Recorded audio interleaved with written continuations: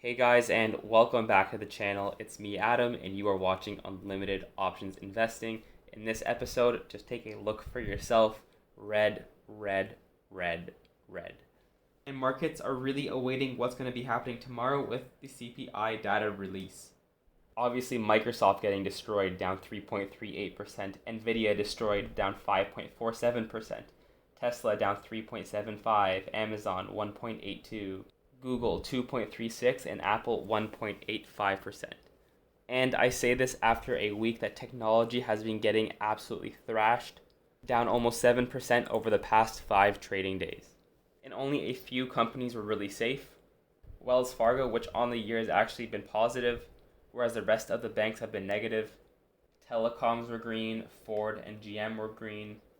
Aerospace a little bit, tobacco, but otherwise you're either sideways or you're down on the day.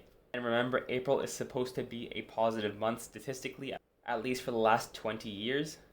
Safe for the first maybe 5 trading days. Otherwise, after that, it should be statistically a good time. And so far, it's been anything but that. Don't forget to hit that subscribe button, that like button, and checking out my description for my Instagram, my TikTok, and my Twitter. Alright, so my favorite part, the best part, the candlesticks. First, starting off with the VIX, spiking over 12%. We're approaching that 50 EMA on the daily. Is this the kind of scenario where we hit that 50 EMA and then calm down from there? Or is it like the beginning of the year and things begin to swell up again? And to see that happening, we have to break about the 25 on the VIX. So fear is definitely entering the market again, but we haven't reached that full-on freak-out mode just yet. On CNN's Fear and Greed Index, we've ticked into the fear at 43. The previous close we were at 46, a week ago 48, and a month ago at extreme fear at 18.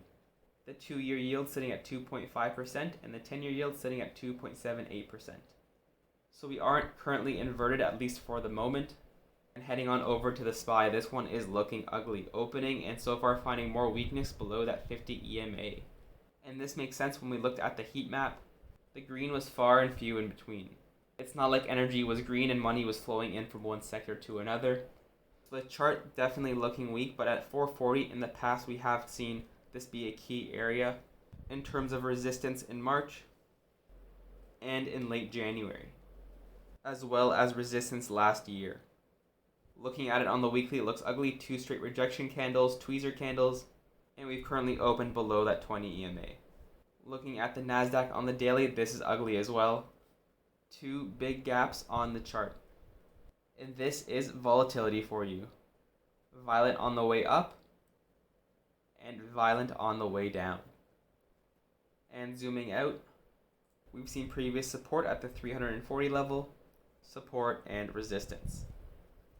Oh, and crypto, Bitcoin and Ethereum have both been ugly, both selling off on the day. Bitcoin down 6.55%, opening at the 50 EMA and then selling off right to that trend line, right at that psychological zone of $40,000. And Ethereum falling from above the 20 EMA to below the 50, sitting right at that $3,000 mark. Both crucial psychological zones. It's been a violent past 5 trading days. And really, what is safe? We saw gold rush all the way up to about 1968. Surprise, surprise, exactly where we found resistance the last time. So that giving out a false breakout. Silver more or less the same. Oil also down on the day. Honestly, really the only thing that looked safe today was the US dollar. This one, zooming out, has been on a wicked uptrend ever since last summer. Looking at Tesla, this one in no man's land. Again, we're waiting until tomorrow and then the CPI data comes out. In between both moving averages getting rejected at the 20. Probably get a better idea in the next few trading days where this one wants to go, but for now, kind of in the middle of nowhere. Nvidia looking ugly. Red day after red day. After peaking around $290, this one approaching key supports of $210 and $200. Microsoft also selling off. Even though it has been ugly, we've seen previous support. Buying pressure.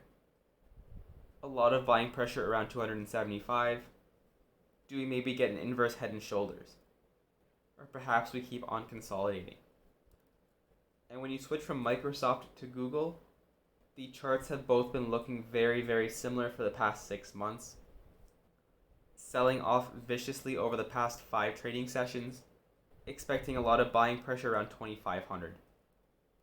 Amazon right at a key psychological point, right at $3,000 a share.